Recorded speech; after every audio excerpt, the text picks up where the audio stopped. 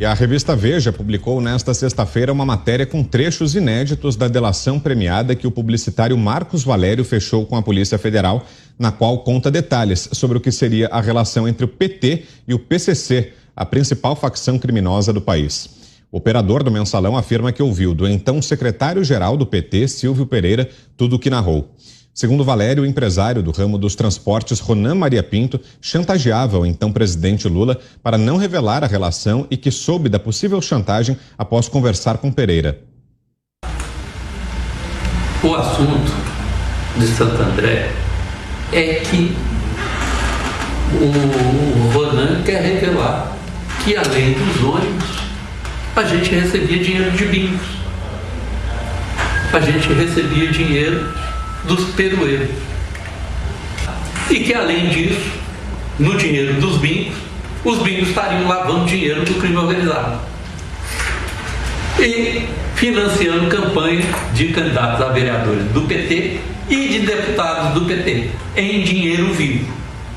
E revelou que o ex-prefeito de Santo André, assassinado em janeiro de 2022, Celso Daniel, havia produzido um dossiê relatando quem, dentro dos quadros petistas, estaria sendo financiado de forma ilegal.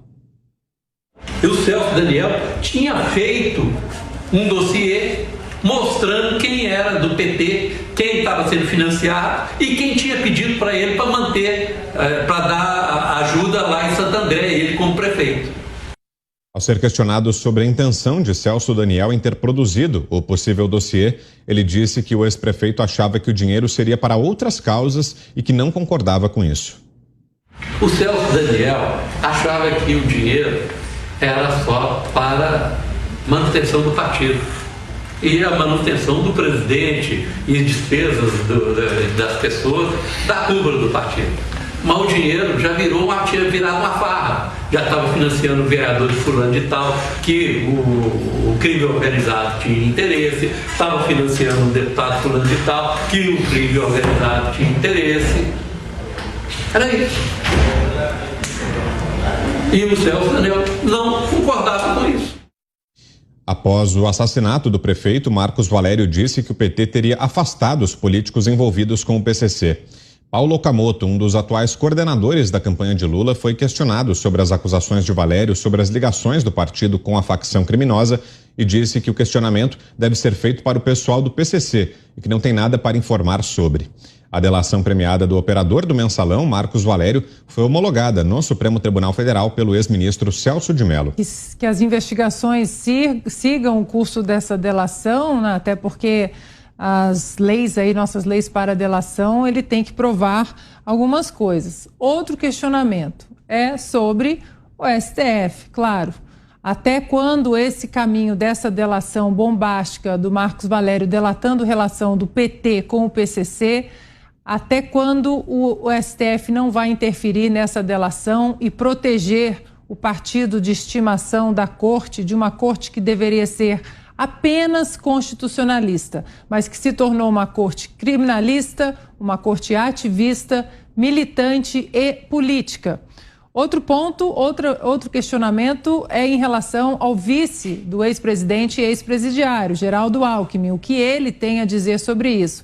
Ele, diante de assuntos polêmicos que envolvem o PT e o ex-presidiário, ele se cala, como, por exemplo, o aborto, sobre o aborto que Lula apoia como política pública, política de saúde feminina. Alckmin também não falou nada sobre isso, sobre a revogação do teto dos gastos, a revogação de reformas importantes, como a reforma trabalhista, a reforma da Previdência. Geraldo Alckmin também não se pronunciou. Fica então o questionamento agora se Alckmin, que já disse que o PT queria voltar à cena do crime como o partido mais corrupto da nossa história, o que ele tem a dizer sobre isso. Não custa lembrarmos também que José Dirceu sempre disse, aí o cérebro, né, do partido, sempre disse que nós vamos tomar o poder de volta, que é diferente de vencer a eleição. E para finalizar, não custa a gente colocar na tela, a gente lembrar que em 2016, um tweet que foi recentemente apagado, o PT tuitou, #ministro golpista, Alexandre de Moraes advogou para o PCC e maquiou dados de letalidade policial. Fica o último questionamento ao senhor Alexandre de Moraes, o que ele tem a dizer sobre isso.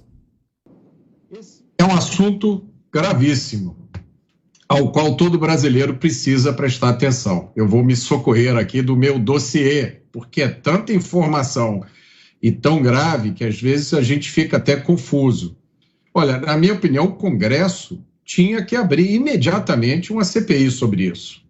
O STF deveria dar 5 dias ao PT para explicar esse caso.